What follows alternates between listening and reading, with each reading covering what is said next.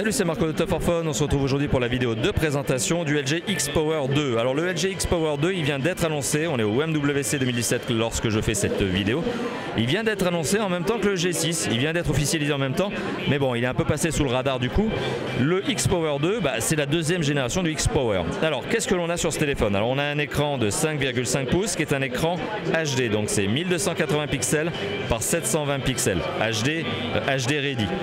Le capteur photo frontal est un 5 mégapixels avec flash LED, donc ça c'est quand même une bonne note, donc c'est un selfie phone on va dire. Et à l'arrière on se retrouve avec un capteur photo dorsal de 13 mégapixels, bien évidemment accompagné d'un flash LED. Alors ce X-Power 2, quel est son intérêt principal? On va le détailler d'ici quelques instants, mais c'est clairement sa batterie. La batterie qui n'a pas qu'une grosse capacité, il y a aussi une autre fonction. Qu'est-ce que l'on peut dire d'autre sur ce téléphone? Eh bien, ce qu'il y a de bien, c'est que ce téléphone est doté d'un processeur 8 cœurs, 1,5 GHz. On peut penser qu'il y a de bonnes performances, des performances satisfaisantes. On a 2 Go de RAM, 16 Go de ROM. Alors bien sûr, c'est les 16 Go de ROM, la mémoire de stockage interne.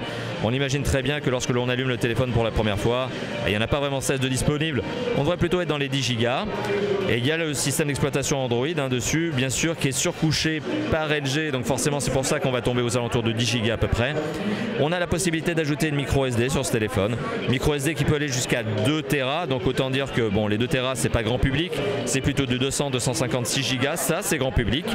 Et à côté de ça, qu'est-ce que l'on a? Alors là, on a du Wi-Fi, BGN, on a du Bluetooth 4.2, on a de l'USB 2. Alors c'est de l'USB, micro USB classique, et on a du NFC. Alors, ce qui est bien avec ce téléphone, c'est qu'on a une grosse batterie de 4500 mAh.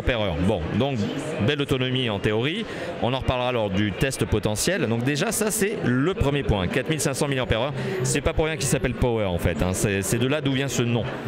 Et l'USB est USB OTG, ce qui fait que vous pouvez recharger un autre téléphone avec ce téléphone. Donc en fait, eh bien, le X-Power 2 devient une batterie externe, une batterie de secours pour un autre téléphone. C'est-à-dire que si jamais vous avez un pote en galère, vous pouvez relier les deux téléphones et balancer en fait le courant, la charge depuis ce téléphone, le X-Power 2, vers celui de votre pote. Voilà, bon, c'est pour ça que ça le rend aussi sympathique, un peu innovant finalement.